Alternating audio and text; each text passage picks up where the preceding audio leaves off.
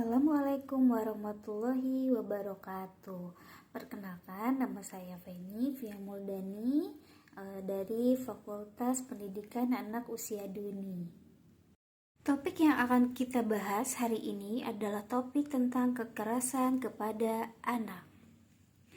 Di zaman era global seperti ini, banyak sekali kasus kekerasan anak terhadap anak usia 6 tahun sampai dengan 12 tahun. Masalah kekerasan terhadap anak merupakan ancaman yang sangat serius bagi negara kita yang setiap tahunnya selalu meningkat. Menurut KPAI, kekerasan seksual kepada anak merupakan masalah yang terjadi tentang aktivitas seksual anak sebelum waktu usianya. Waktu usia yang telah ditetapkan oleh hukum negara. Kekerasan seksual kepada anak yang sangat melukai fisik dan psikis merupakan aktivitas seksual yang dilakukan oleh orang dewasa, yang seharusnya tidak dilakukan oleh orang dewasa, dan pelaku adalah tindakan yang melanggar hukum, juga norma-norma yang berlaku.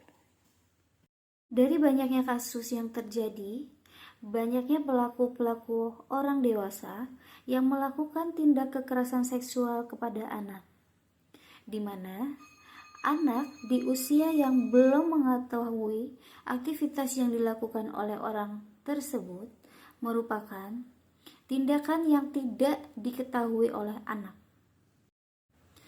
Beberapa bentuk kekerasan seksual kepada anak yang dilakukan oleh para pelaku kejahatan seperti sodomi, memperkosa, pelecehan seksual, dan banyak lagi kekerasan seksual yang dilakukan oleh para pelaku yang tidak bertanggung jawab.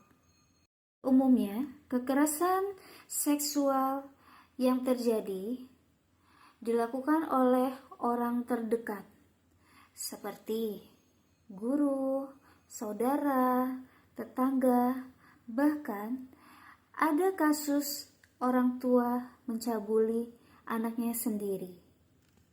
Orang tua yang khawatir kepada anaknya dan tidak bisa mengawasi anaknya selama 24 jam, maka sebagai orang tua harus memperhatikan tanda-tanda yang terjadi kepada anak yang mengalami kekerasan seksual.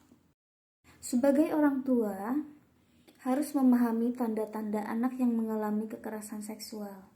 Di antaranya, anak yang tadinya ceria menjadi tidak ceria, anak yang mengalami kerusakan alat vitalnya, biasanya anak merasakan sakit, lalu melihat perutnya terlihat kembung apa tidak.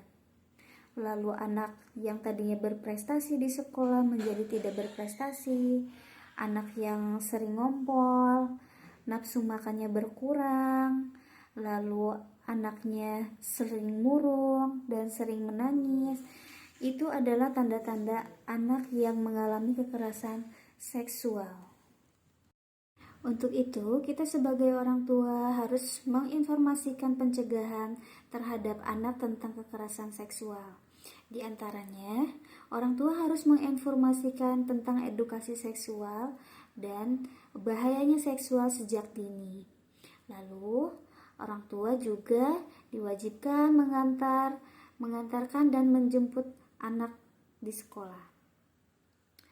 Lalu, orang tua menginformasikan kepada anak tentang menolak ajakan orang asing, serta sesibuk-sibuknya orang tua diwajibkan untuk mengevaluasi anaknya serta memperhatikan anaknya lebih lanjut, terutama tentang kesehatan dan tanda-tanda yang harus diperhatikan kepada orang tua terhadap anaknya yang mengalami kekerasan seksual.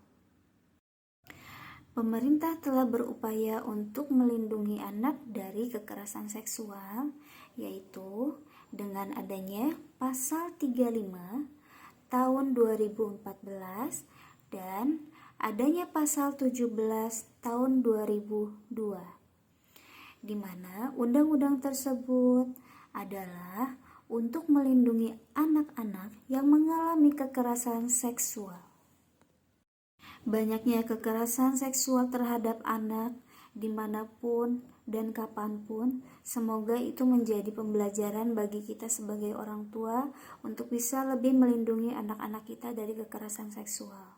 Semoga Allah melindungi anak-anak kita dan anak bangsa Indonesia dari kekerasan seksual.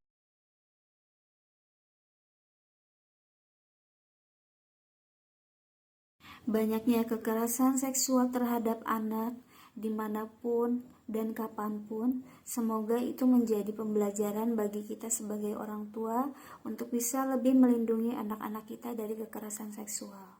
Semoga Allah melindungi anak-anak kita dan anak bangsa Indonesia dari kekerasan seksual. Terima kasih, semoga informasi ini dapat bermanfaat sebagai pengetahuan dan sebagai informasi kepada orang tua-tua untuk melindungi anaknya dari kekerasan seksual. Terima kasih saya ucapkan. Assalamualaikum warahmatullahi wabarakatuh.